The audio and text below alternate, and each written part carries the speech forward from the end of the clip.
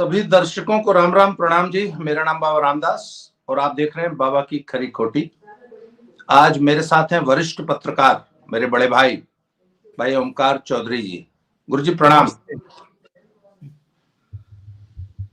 गुरुदेव, ये जो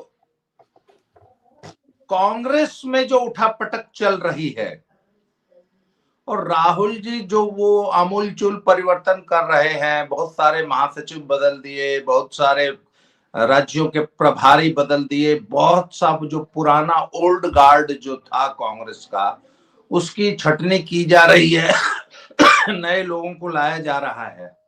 सर, इसको आप कैसे देखते हैं? क्या चल क्या रहा है और राहुल गांधी आखिर चाहते क्या है? राहुल गांधी क्या तैयारी कर रहे हैं और कैसी कांग्रेस बनाना चाहते हैं? उनकी प्लानिंग क्या है? उनके मुद्दे क्या रहेंगे? इस पे बात करेंगे सर आज आपसे।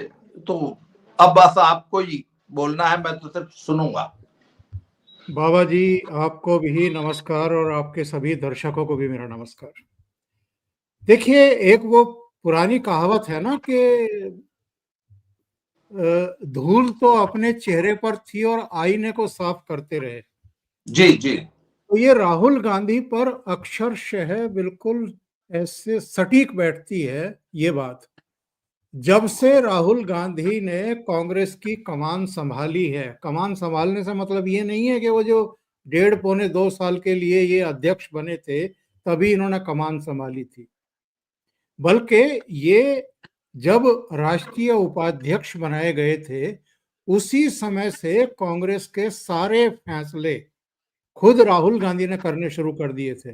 और ये मैं नहीं कह रहा हूं, गुलाम नबी आजाद जब इस्तीफा देकर के कांग्रेस पार्टी से बाहर गए थे और उन्होंने एक 7 पेज की चिट्ठी सोनिया गांधी को लिखी थी, ये उसमें उन्होंने कहा था कि जब इनको राष्ट्रीय महासचिव से उपाध्यक्ष बनाया गया था और उसके बाद जो राहुल गांधी ने कांग्रेस पार्टी को टेक ओवर किया, उसके बाद इन्होंने किसी भी सीनियर नेता से परामर्श करना मुनासिब नहीं समझा। बाकी तो छोड़ दीजिए, परामर्श करना तो दूर की बात है, उनको ये मिलने का टाइम तक नहीं देते थे। इनका स्टाफ बार बार कहे जाने के बावजूद जो सीनियर मोस्ट नेता थे, जो किसी जमाने में सोनिया गांधी की किचन कोठरी के हिस्सा हुआ करते थे, जो उनके सलाहकार हुआ करते थे, उन तक को राहुल गांधी ने इग्नोर करना शुरू कर दिया था। ये बात तो अभी कांग्रेस के ही एक बड़े नेता ने कही है कि सीडब्ल्यूसी इरिलीवेंट हो गई है। सीडब्ल्यूसी मतलब जो नीति निर्धारक सर्वोच्च कमेटी है कांग्रेस की, जिसमें नीतियां तय होती हैं कि हमें किस विषय पर क्या स्टैंड लेना है, घरेलू मुद्दों पर भी और बाह्य मुद्दों पर भी, वैदेशिक मामलों में भी, अर्थनीति में भी, रक्षा नीति में भी, हर मामले में सीडब्ल्यूसी तय करती है कि हमको क्या यहाँ से दिशा लेनी है और क्या हमको बयान देने हैं, क्या नहीं देने हैं। तो अब सीडब्ल्यूसी का भी कोई मतलब नहीं रह गया है। जो सीनियर मोस्ट नेता हैं या तो वो कांग्रेस से बाहर चले गए, गुलाम नबी आजाद बाहर चले गए, कपिल सिब्बल बाहर चले गए, इसके अलावा कई दूसरे नेता जो युवा, जो संभावनाओं से भरे हुए थे, उनमें जितिन प्रसाद, आरपीएन सिंह, ज्योतिरादित्य सिंधिया, उनमें बहुत सारे नाम गिनाए जा सकते हैं, मिलिंद देवड़ा से लेकर के तमाम, वो सब बाहर चले गए। राहुल गांधी ने कभी किसी के परवाह नहीं की कि वो बाहर जा रहा है तो उसको मनाया जाए, किसी को लगाया जाए, उससे बातचीत की जाए।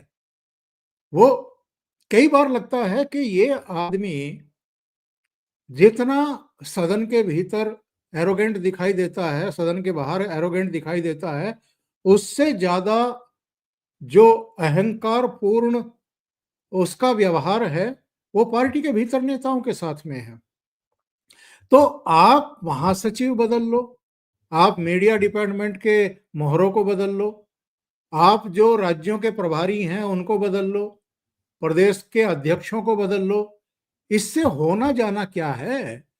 आपने कांग्रेस पार्टी को ऐसी जगह ले जाकर के खड़ा कर दिया है जहां से उसका रिवाइवल नामुमकिन लग रहा है, नामुमकिन लग रहा है।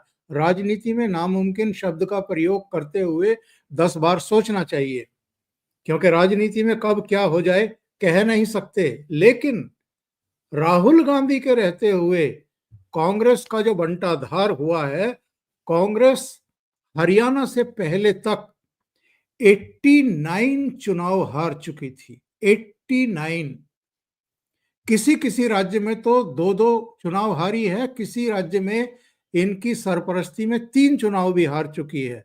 निरंतरता में हैट्रिक लगाई है कांग्रेस पार्टी ने राज्यों में, और 3 लोकसभा चुनाव हार चुकी है।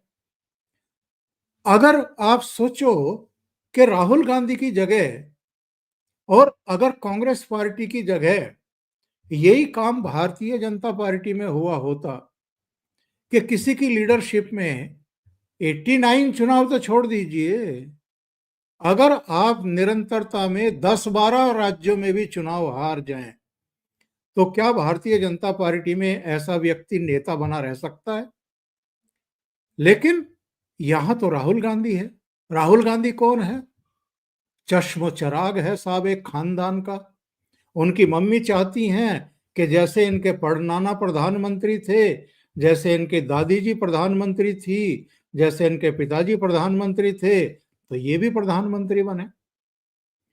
तो अगर माँ की इच्छा ये है, और बेटे को भी गलतफहमी है कि मैं भी इस देश का प्रधानमंत्री बनूंगा, जिस तरह का व्यवहार वो देश के भीतर और देश के बाहर करते हैं, उससे तो यही लगता है कि बड़ी भारी गलतफहमी है। लेकिन आपके कर्म क्या हैं?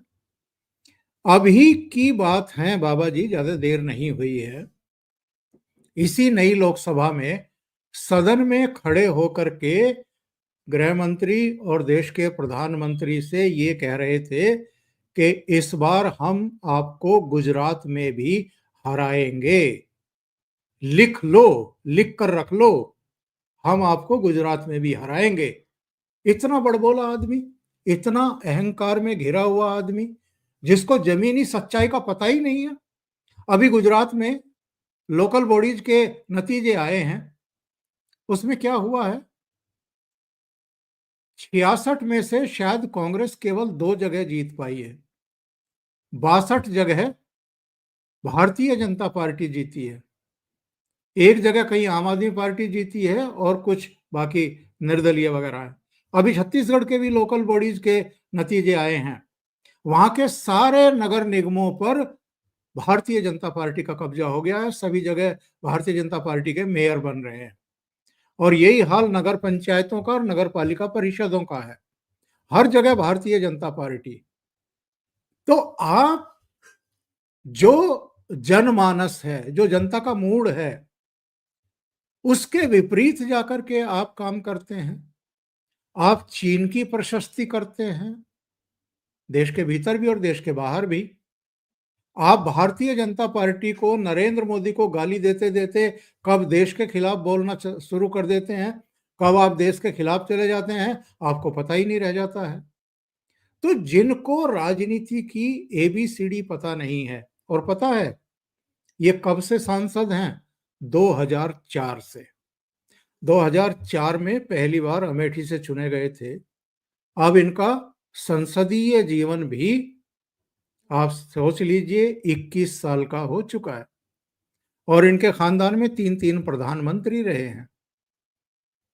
तो ऐसे व्यक्ति का अगर राजनीतिक विजन, ज्ञान, दृष्टि शून्य हो, और जो दिशाहीनता को प्राप्त हो, और जिसके नेतृत्व में कांग्रेस का बेड़ा गर्क हो गया हो, बंटाधार हो गया हो, वो मूर्छित अवस्था में पड़ी हुई हो, तो उसके लिए कौन संजीवनी लेकर के आएगा?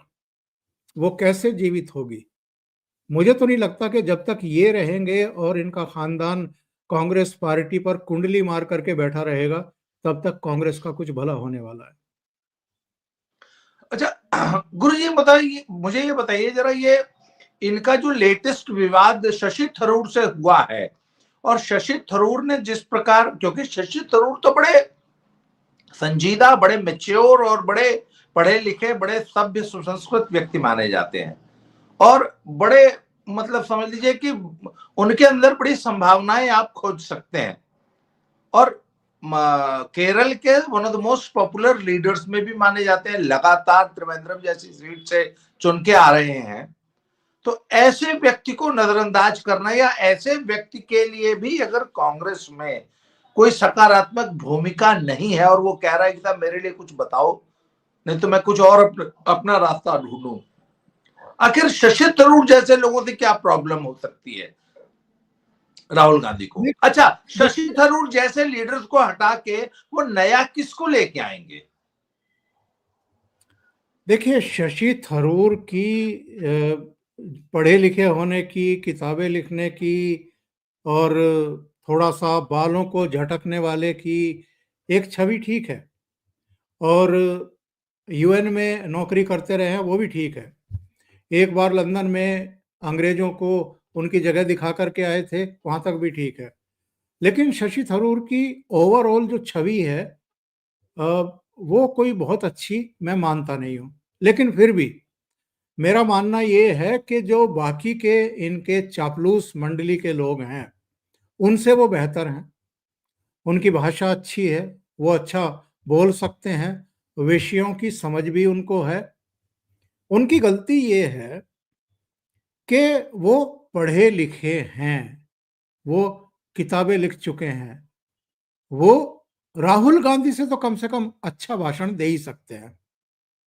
और ये राहुल गांधी के लिए या गांधी नेहरू फैमिली के लिए आपका माइनस पॉइंट होता है, प्लस पॉइंट नहीं है कांग्रेस में। अगर कोई राहुल गांधी से अच्छा भाषण दे सकता है तो ये परिवार उसको बर्दाश्त नहीं कर सकता। एक बार प्रधानमंत्री नरेंद्र मोदी ने राष्ट्रपति के अभिभाषण पर जो चर्चा हुई थी उसका जवाब देते हुए ये कहा था कि ये सदन में आए दिन हंगामा क्यों होता है, ये धरने प्रदर्शन, ये तख्तियां लेकर के, प्ले कार्ड लेकर के, ये संसद भवन के परिसर में ये भागदौड़ क्यों चलती रहती है, गांधी जी की मूर्ति के सामने क्यों इकट्ठा होकर के हाय हल्ला करते हैं, नारेबाजी करते हैं, और सदन में भी सत्ता पक्ष को विधायी कार्यों से क्यों रोकते रहते हैं ये लोग, या प्रधानमंत्री बोले या गृह मंत्री बोले या दूसरे महत्वपूर्ण डिग्निटीज कोई बोले, क्यों नहीं बोलने देते हैं, और लगातार हंगामे क्यों होते हैं, लगातार नारेबाजी क्यों होती है। उन्होंने कहा कि ये इसलिए होती है क्योंकि सदन अगर सुचारू रूप से चलेगा और देश के सामने जो ज्वलंत मुद्दे हैं उन पर अगर सदन में चर्चा होगी तो फिर सत्ता पक्ष के लोग भी अपना पक्ष रखेंगे, और जो विपक्ष के नेता हैं इंक्लूडिंग कांग्रेस पार्टी, वामपंथी, समाजवादी पार्टी, आपके एनसीपी, टीएमसी, तमाम जितने भी दलों के नेता हैं वो भी अपनी बात रखेंगे। और उन विरोधी दलों में ऐसा तो है नहीं कि लोग तैयारी नहीं करके आते हैं या मेधावी और विषयों की समझ रखने वाले वक्ता हैं ही नहीं, कोई अकाल पड़ गया है। उनमें अच्छे वक्ता हैं, ये समय समय पर जाहिर भी हुआ है कि वो तैयारी के साथ आते हैं। लेकिन हंगामा इसलिए किया जाता है कि अगर उनमें से दो चार चमक गए अच्छे भाषण दे करके तो राहुल गांधी की पोल पट्टी खुल जाएगी, राहुल गांधी की भद पिट जाएगी। तो जिनको आपने सिर पर बैठाया हुआ है, जिनको आप प्रधानमंत्री बनवाना चाहते हैं, बनाना चाहते हैं, बनाने का सपना देखते हैं, उनका विजन क्या है, वो किस तरह से कंटेंट पर आधारित, मुद्दों पर आधारित बोलते हैं, तैयारी करके भी आते हैं कि नहीं आते, आज तक तो हमने नहीं देखा। मैंने फिजिकली भी लोकसभा को कवर किया है। अटल जी जब प्रधानमंत्री हुआ करते थे तो मैं लोकसभा कवर करता था प्रेस गैलरी में बैठ करके, अमर उजाला के लिए। नेशनल ब्यूरो में था उस समय दिल्ली में, और हरिभूमि का संपादक रहते हुए भी मैं सदन में जाता था, लोकसभा कवर करता था। मैंने बहुत सारे शानदार वक्ताओं को सुना है। मैं उन लोगों की बात कर रहा हूं बाबा जी, जब सोमनाथ चटर्जी हुआ करते थे, जब चंद्रशेखर भी थे, बहुत सारे उस समय वक्ता थे, जो यहां तक के इंद्रजीत गुप्त के समय की बात कर रहा हूं, जब ये लोग तैयारी करके आते थे, फाइलें लेकर के आते थे, लाल, नीली, पीली वो चिट लगा करके लाते थे और तथ्यों के साथ बोलते थे। कई बार हम पत्रकार लोग जो लोकसभा प्रेस गैलरी है उसके बाहर के इलाके में एक वो चाय वाला खड़ा होता है ऊपर की तरफ, वहां जाकर के चाय की चुस्कियां लेते थे, गप्पे मारते थे और तभी पता लगता था कि चंद्रशेखर बोलने वाले हैं या फला बोलने वाले हैं, ढिमकाने बोलने वाले हैं, अटल जी का जवाब होना है या कोई दूसरे लोग बोल रहे हैं। हम अपनी चाय आधी कपों में छोड़ करके और तुरंत प्रेस गैलरी में पहुंच जाते थे। और मैंने पिछले करीब करीब ये एक डेढ़ दशक में देखा है, मीडिया वालों की कोई अब चॉइस, ख्वाहिश ही नहीं रह गई है, दिलचस्पी ही नहीं रह गई है कि कौन बोल रहा है, क्योंकि सदन में कुछ ऐसा खास होता नहीं है, घटता नहीं है, कोई तैयारी करके आता नहीं है विषयों पर बोलने के लिए। और ये केवल इसलिए हो रहा है कि हंगामा होता रहे तो जो राहुल गांधी की कमियां हैं, कमजोरियां हैं, वो दबी रहे, छिपी रहें। तो जो आप बात कह रहे हैं शशि थरूर वाली, शशि थरूर की गलती ये भी है कि जब मल्लिकार्जुन खड़गे को सोनिया गांधी अध्यक्ष बनवाना चाहती थी तो वो उनके खिलाफ चुनाव लड़ने के लिए आ गए। दूसरा एक नॉमिनेशन फाइल शशि थरूर की तरफ से हो गया, तो ये कौन बर्दाश्त करेगा भाई। सोनिया गांधी की पसंद का जो अध्यक्ष है वो अगर सर्वसम्मति से नहीं चुना जा रहा है, शशि थरूर आकर के उसको चुनौती दे रहे हैं, उनको नहीं चुनौती दे रहे हैं, सोनिया गांधी को चुनौती दे रहे हैं, तो राहुल गांधी फिर कैसे सीधे मुंह बात कर लेंगे इनसे।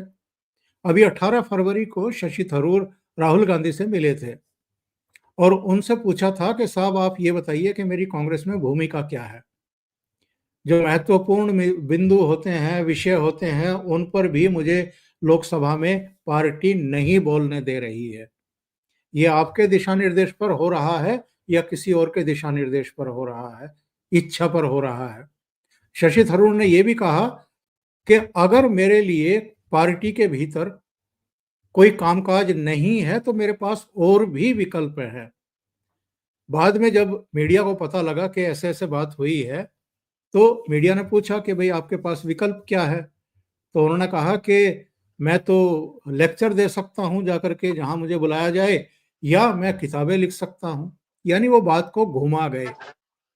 लगता ये है कि शशि थरूर इतने फेडअप हो चुके हैं, इतने आहत हैं भीतर से अपनी उपेक्षा को लेकर के, कि वो अब पार्टी छोड़ने के बारे में सोचने लगे हैं। और मुझे ये बताइए, इससे गांधी नेहरू परिवार की सेहत पे क्या फर्क पड़ रहा है? कितने लोग छोड़ करके चले गए? अगस्त 2020 में एक G20 बना था और G23 बना था, G20 नहीं बना था। और उस G23 में कौन कौन थे जिन्होंने राहुल गांधी की लीडरशिप को चुनौती दी थी, जिन्होंने ऐतराज किया था इनकी कार्यशैली को लेकर के? मैं नाम पढ़ रहा हूं, मेरे सामने है वो। उनमें गुलाम नबी आजाद थे जो अब पार्टी में नहीं है, बाहर कर दिए गए। कपिल सिब्बल थे जो अब पार्टी में नहीं है। शशि थरूर थे जो अब बाहर निकलने की प्रक्रिया में है। मनीष तिवारी जो चंडीगढ़ से सांसद हैं और पहले लुधियाना से रहे और शायद फतेहगढ़ साहब से या वहां से भी, आनंदपुर साहब से भी रहे। तो मुझे ये बताइए कि ये सब अब किनारे लग चुके ना?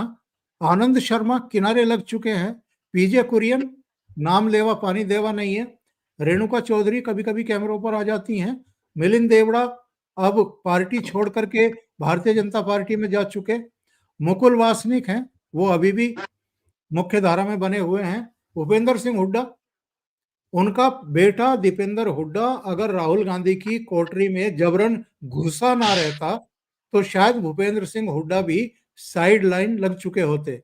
राजेंद्र कौर भट्टल जो कुछ महीने के लिए पंजाब की मुख्यमंत्री रही थी, वीरप्पा मोइली, पृथ्वीराज चौहान, अजय सिंह, राज बब्बर, अरविंदर सिंह लवली जो आजकल भारतीय जनता पार्टी में है, कौल सिंह ठाकुर हिमाचल वाले, अखिलेश प्रसाद सिंह, कुलदीप शर्मा जो विधानसभा के स्पीकर रहे हरियाणा में, संदीप दीक्षित जो शीला दीक्षित के बेटे और अभी नई दिल्ली से चुनाव लड़े, उनको भिड़ा दिया अरविंद केजरीवाल से, बेचारे 5,000 भी नहीं ले पाए वोट।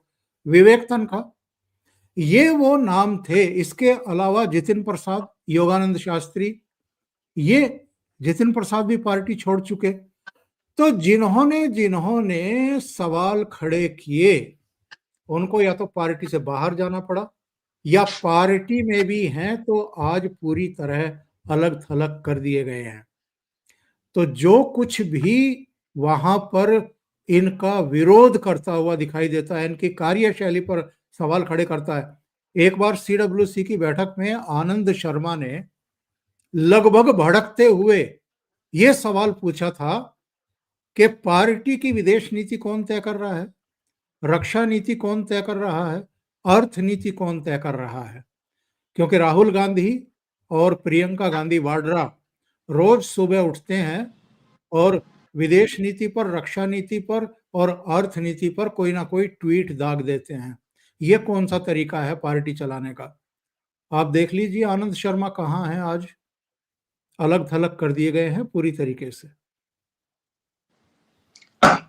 अच्छा चौधरी साहब, मुझे ये बताइए कि जब अभी हरियाणा का चुनाव और महाराष्ट्र का चुनाव, इन दोनों राज्यों में तो लोकसभा चुनाव के बाद कांग्रेस मीलों आगे थी, मीलों आगे, और भाजपा का कहीं अता पता नहीं था। और इतना पिछड़ने के बावजूद, और हरियाणा का चुनाव तो मतलब भाजपा का पूरा कैडर, वोटर, पूरा संगठन, एवरीबॉडी, उन्होंने ये मान लिया था कि हम चुनाव हारा हुआ चुनाव लड़ रहे हैं। इसके बावजूद मैं तो संगठन की और बड़े नेताओं की दाद दूंगा, स्ट्रेटेजिस्ट की दाद दूंगा कि उन्होंने हिम्मत नहीं हारी और मतलब कि एक हारी हुई बाजी जीत ली। तो और कांग्रेस एक निश्चित रूप से जीता गया चुनाव हार गई। इसके बावजूद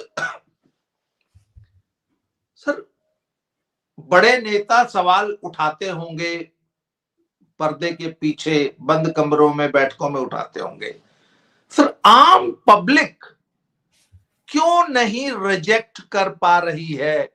जो आम वोटर है वो तो देख रही है ना कि कांग्रेस का नेतृत्व एकदम नकारा है। गांधी परिवार में अब वो करिश्मा नहीं है कि वो चुनाव जिता सके। तो आम पब्लिक की तरफ से ऐसा कोई इशारा क्यों नहीं मिल रहा है कि नहीं राहुल गांधी अब तुमको जाना पड़ेगा, गांधी परिवार अब तुमको जगह खाली कर देनी चाहिए, कांग्रेस में नई नई लीडरशिप को आने दो। आम पब्लिक का क्या रिस्पॉन्स है? देखिए, पहले आपके पहले सवाल पर आते हैं। आपने कभी सुना है कि राहुल गांधी ने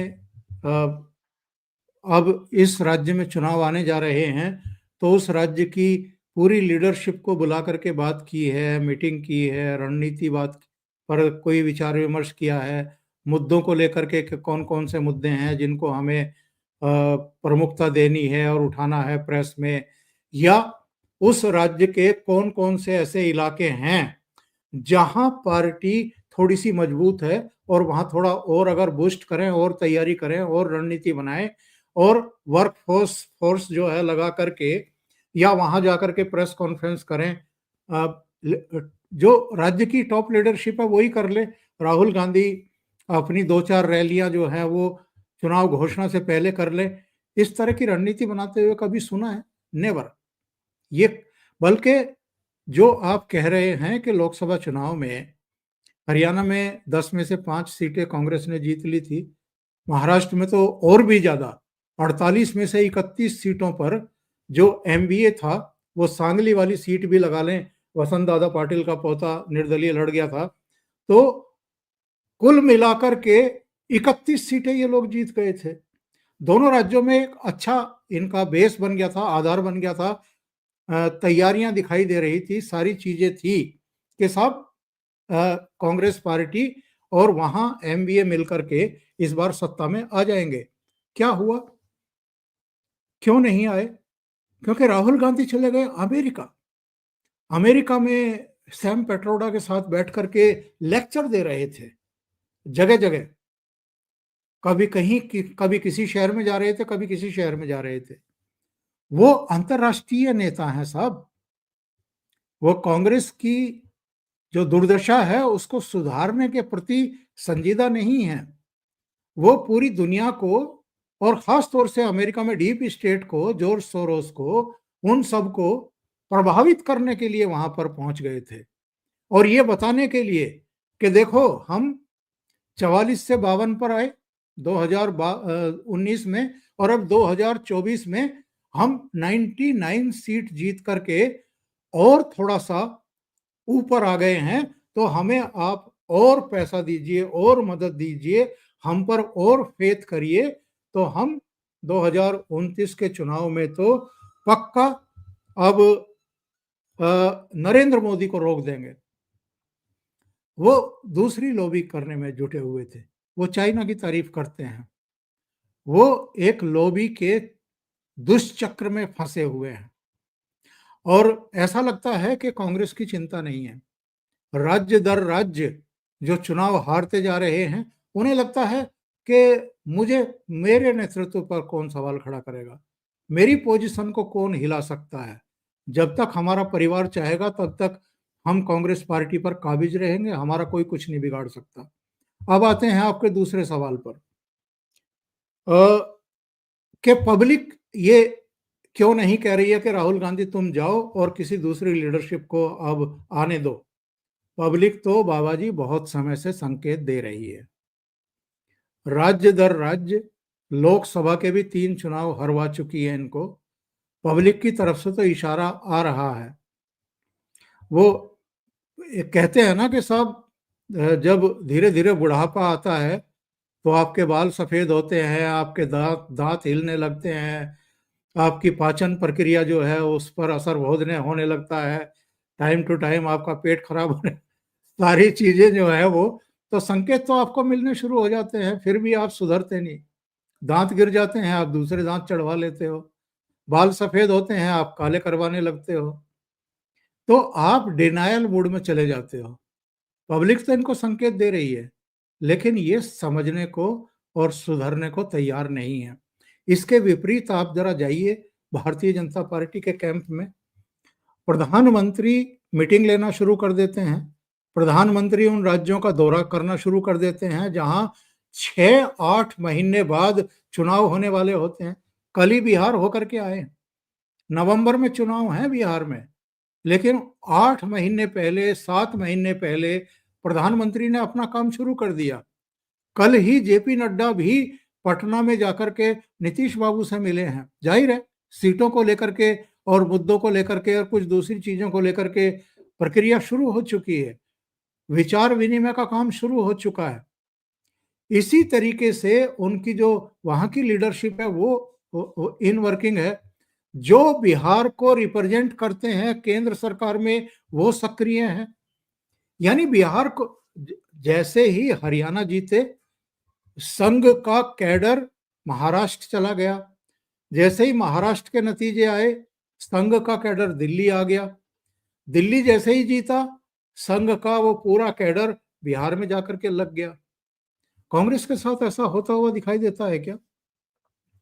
तो कांग्रेस में हर स्तर पर कार्यकर्ता से लेकर के टॉप लीडरशिप तक सब हताशा के गर्त में कंधे ढीले करके बैठे हुए हैं।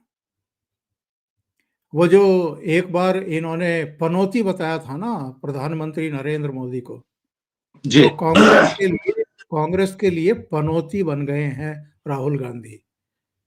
ना मेरे खुद जी, ना खुद कुछ कर रहे हैं, ना किसी दूसरे को आकर के करने का मौका दे रहे हैं। सर एक मेरा छोटा सा सवाल है। इस इस बार इन्होंने जो ऑर्गेनाइजेशनल चेंजेस किए हैं, नई टीम लेके आए हैं, नए राज्य प्रभारी बनाए हैं, इसमें आपको क्या प्रियंका गांधी और राहुल गांधी की आपसी अंदरूनी खींचतान और गुटबंदी इनकी वो भी दिखाई देती है क्या? देखिए, दोनों के बीच में जो इनका स्टाफ इनके साथ काम करता है उसके बारे में सूचना मेरे पास है।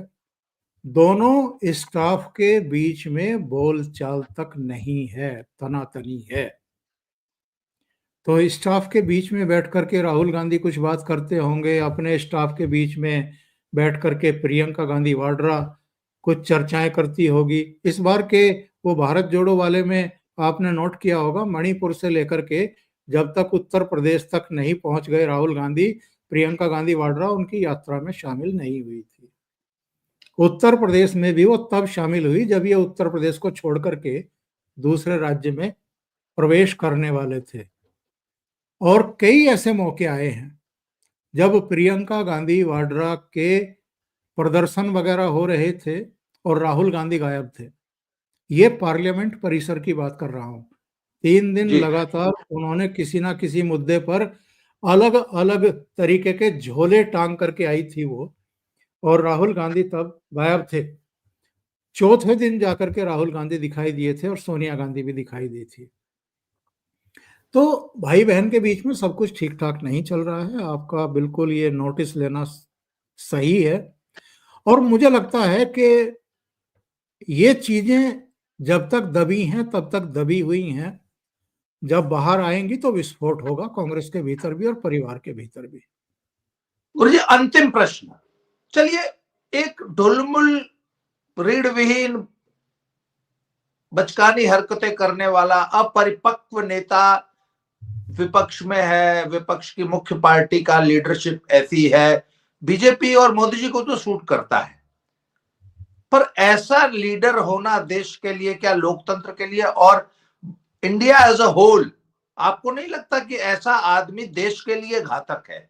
भाजपा की लीडरशिप को सूट करता होगा कमजोर राहुल गांधी, पर देश के लिए ऐसा घातक लीडरशिप होना, ये अल्टीमेटली देश को कमजोर करता है, नुकसान पहुंचाता है। क्या आप ऐसा मानते हैं मेरी तरह?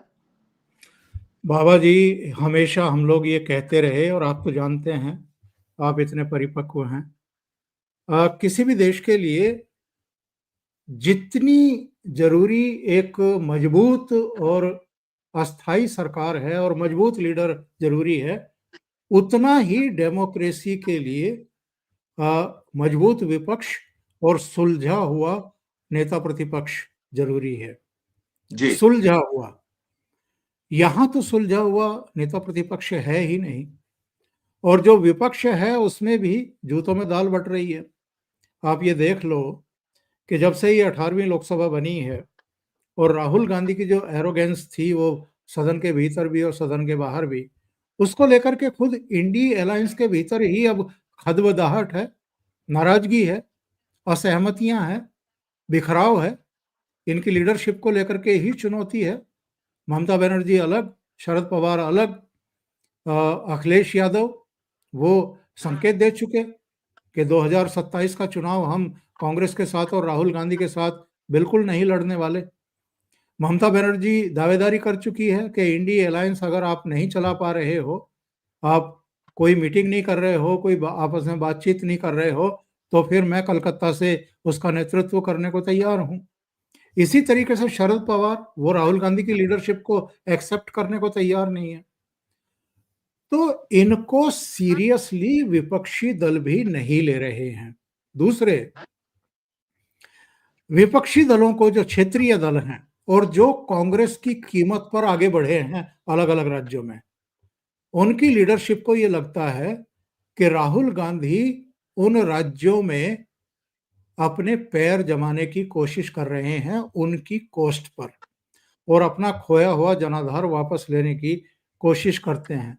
जैसे जो एक घटना हुई थी संभल में, तो उसके बाद समाजवादी पार्टी का एक प्रतिनिधिमंडल वहां गया था। उन्होंने कुछ ऐलान भी किए थे, 5-5 लाख रुपया जो मरे थे। उसके बाद भाई बहन यानी राहुल गांधी और प्रियंका गांधी वाड्रा जब संभल के लिए रवाना हुए, तो उत्तर प्रदेश पुलिस ने उनको रोक लिया, नहीं जाने दिया।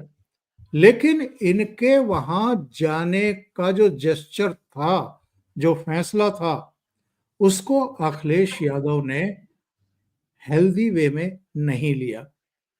उन्होंने सोचा कि भाई समाजवादी पार्टी का सांसद है, वहां समाजवादी पार्टी का ही एमएलए है, हु आर यू, आप कौन होते हैं संभल जाने वाले? आप हमारे क्षेत्र में एक तरीके से अतिक्रमण करना चाहते हैं, घुसपैठ करना चाहते हैं। तो इन दोनों भाई बहनों को उन्होंने घुसपैठिए की तरह माना और उसके बाद से ही आप देख रहे हो पार्लियामेंट के अंदर वो इनके साथ अब नहीं बैठते हैं अग्रिम पंक्ति में। जैसा कभी मुलायम सिंह यादव अलग रो में जाकर के बैठते थे, ऐसे ही अब अखिलेश यादव ने भी अलग बैठना शुरू कर दिया है। और दिल्ली के विधानसभा चुनाव में भी आपने नोटिस किया होगा, राहुल गांधी को समर्थन नहीं दिया, अरविंद केजरीवाल को समर्थन दिया। ये संकेत था, अरविंद केजरीवाल के लिए चुनाव प्रचार करने के लिए आए थे अखिलेश यादव। वो संकेत देने आए थे कि भाई लोकसभा चुनाव तो हम मिलकर साथ लड़ लिए आपके साथ, अब 2027 का हमारा रास्ता अलग और आप अपना रास्ता नापो। तो ये स्थितियां परिस्थितियां हैं। चौधरी साहब, आपने समय दिया सर, मुझे मालूम है आप बहुत व्यस्त रहते हैं और आज की चर्चा को अब हम यहीं समाप्त करेंगे सर। बहुत बहुत धन्यवाद। आपसे दोबारा किसी नए विषय पर दोबारा जुड़ेंगे। आज के लिए इतना ही। बहुत बहुत धन्यवाद। सभी दर्शकों को प्रणाम। Thank you very much. जय श्री राम। जय श्री राम।